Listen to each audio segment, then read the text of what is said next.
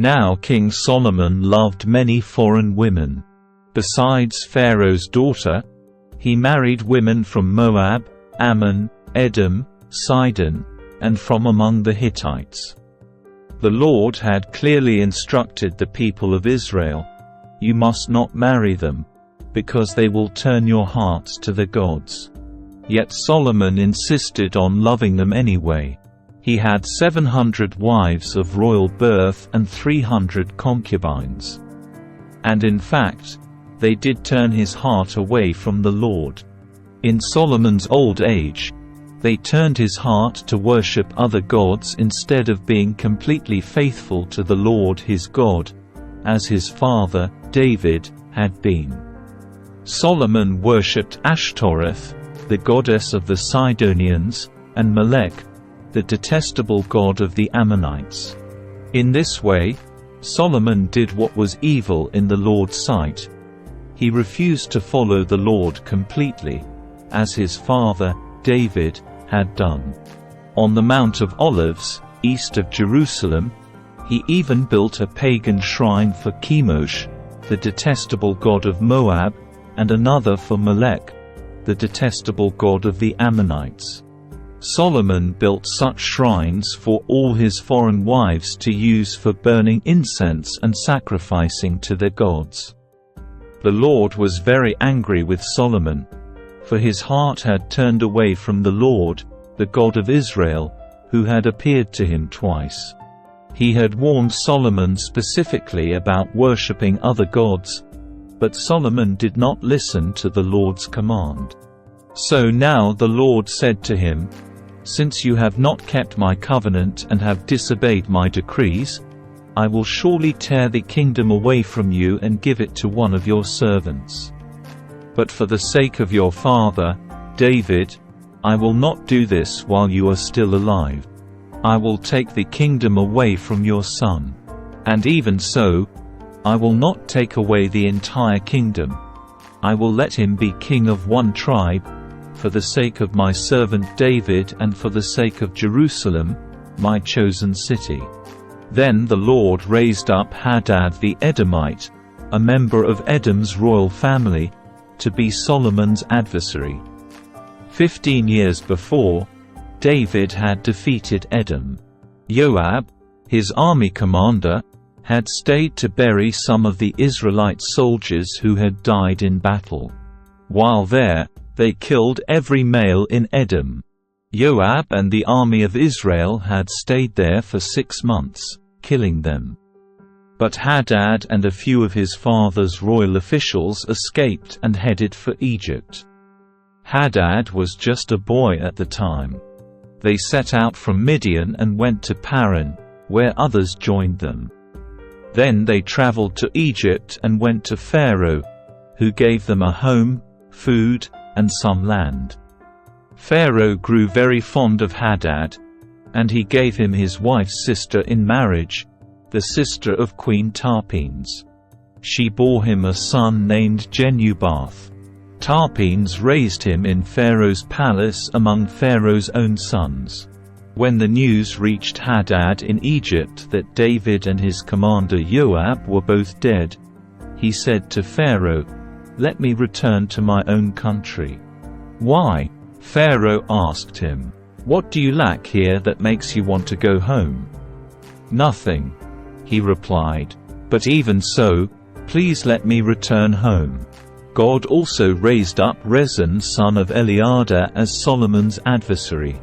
Rezon had fled from his master, King Hadadezer of Zobah, and had become the leader of a gang of rebels.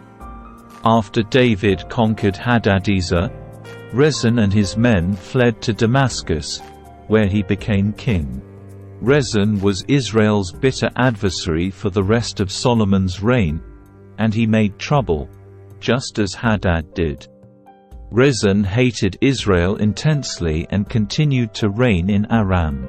Another rebel leader was Jeroboam son of Nebat, one of Solomon's own officials. He came from the town of Zeredah in Ephraim, and his mother was Zeruiah, a widow. This is the story behind his rebellion. Solomon was rebuilding the supporting terraces and repairing the walls of the city of his father, David. Jeroboam was a very capable young man, and when Solomon saw how industrious he was, he put him in charge of the labor force from the tribes of Ephraim and Manasseh, the descendants of Joseph. One day as Jeroboam was leaving Jerusalem, the prophet 𝗕𝗓 from Shiloh met him along the way. 𝗕𝗓 was wearing a new cloak. The two of them were alone in a field, and 𝗕𝗓 took hold of the new cloak he was wearing and tore it into 12 pieces. Then he said to Jeroboam, "Take 10 of these pieces, for this is what the Lord, the God of Israel, says, I am about to tear the kingdom from the hand of Solomon, and I will give 10 of the tribes to you. But I will leave him 1 tribe for the sake of my servant David and for the sake of Jerusalem, which I have chosen out of all the tribes of Israel. For Solomon has abandoned me and worshipped Ashtoreth, the goddess of the Sidonians, Chemosh, the god of Moab, and Molech, the god of the Ammonites. He has not followed my ways and done what is pleasing in my sight. He has not obeyed my decrees and regulations as David his father did. But I will not take the entire kingdom from Solomon at this time. For the sake of my servant David, the one whom I chose and who obeyed my commands and decrees, I will keep Solomon as leader for the rest of his life. But I will take the kingdom away from his son and give 10 of the tribes to you. His son will have 1 tribe so that the descendants of David my servant will continue to reign, shining like a lamp in Jerusalem, the city I have chosen to be the place for my name. And I will place you on the throne of Israel, and you will rule over all that your heart desires. If you listen to what I tell you and follow my ways and do whatever I consider to be right, and if you obey my decrees and commands, as my servant David did, then I will always be with you. I will establish an enduring dynasty for you as I did for David, and I will give Israel to you. Because of Solomon's sin I will punish the descendants of David, though not forever." Solomon tried to kill Jeroboam, but he fled to King 𝗕𝗓 of Egypt and stayed there until Solomon died. The rest of the events in Solomon's reign, including all his deeds and his wisdom, are recorded in the Book of the Acts of Solomon.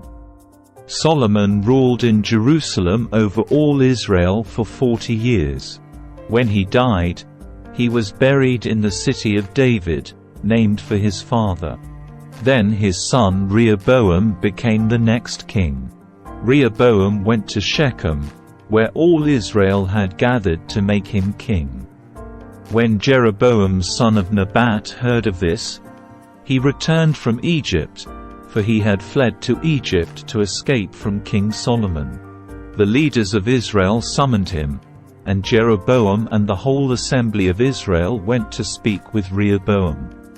"Your father was a hard master," they said.